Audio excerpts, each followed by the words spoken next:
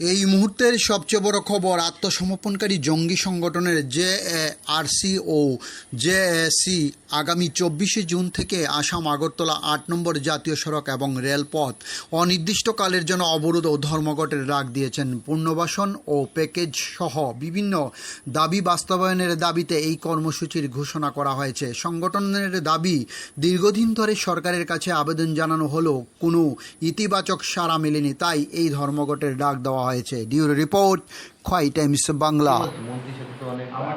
আমাদের সাথে যেহেতু মন্ত্রী কথা হয়েছিল, আমাদের জেনারেল সেক্রেটারি অনন্ত বাবু এবং বিনোদ দেববর্মা ওনার সরকারি কোয়ার্টারে গিয়ে কথাবার্তা হয়েছিল।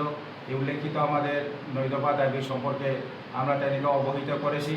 তাই নিয়ে বলছে আমরা দেখছি, আমরা দেখব, কিন্তু আর দীর্ঘ মাস অতিক্রান্ত হওয়ার পরেও এখন পর্যন্ত উনি আমাদের দাবিগুলা ফুলফিলমেন্ট করেনি, যার কারণে আমাদের বিশ্বাস হারিয়ে গেছে।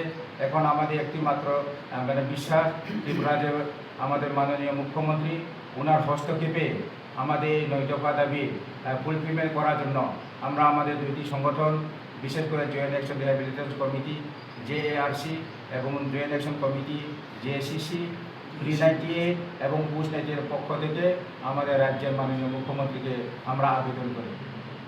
24 তারিখ কত ঘন্টার রুট অবরোধ? আমাদের কোনো ঘন্টা নেই, যতক্ষণ পর্যন্ত আমাদের সাথে এই 9 দফা দাবিকে নিয়ে যখন সরকার ফুলফিলমেন্ট করার জন্য উদ্যোগ না নেয়, আমরা অনির্দিষ্টকালের জন্য আমরা রুট এবং রেলওয়ে ব্লক চালিয়ে যাব।